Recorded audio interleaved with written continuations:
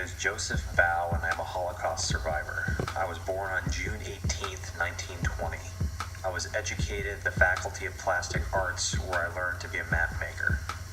When war started to break out, I was forced to live in a ghetto in Krakow. Jews and gypsies alike were being physically and mentally abused, but I was too important for that. The Germans needed me for my map-making skills, and I was therefore kept alive and not considered for selection. My family had died throughout this gruesome process. My father had been shot by people just looking to kill, and my mother died 2 weeks after the camp was liberated along with my younger brother. The one good thing that I can say about concentration camps is that I met my future wife at one of them. There was no rabbi, so his mother had conducted the wedding. It was 2 years later that an official marriage was arranged. We were paraded and my name was read out to join the Schindler labor for K.L. Brunlitz. There were 700 men and we were all marched off to separate sections of the camp. We were ordered to completely undress and leave all of our belongings on a pile. We were then herded to the bathhouse where we were shaved and had a cold shower. We then, all 700, walked naked in proper order to a barrack, where we were given clogs, a shirt, trousers, and a green beret. After receiving our clothing, we were again herded into such a small space that we had to sit down between each other's legs in rows.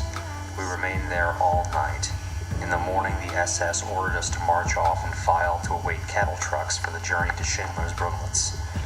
The journey took 24 hours, and all of this time we were cooped up like animals until reaching our destination. At the Schindler factory in Brunlitz, we occupied the first floor, which was converted into a kind of prison. This is where I shared a bunk with my good friend, Victor Dorthemir. We spent many hours delousing each other. About 2 weeks after we had arrived, Oskar Schindler called me and handed me my personal possessions. He'd recovered them from Gross Rosen. Amongst them was a diary and poems that I had written during 1943 to 1944.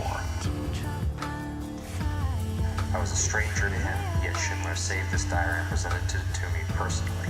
What kind of man would do this? After the war, Joseph re-enrolled to the university, and for 4 years he studied under difficult conditions. He worked in a government office as a graphic designer in order to support his wife and his daughter.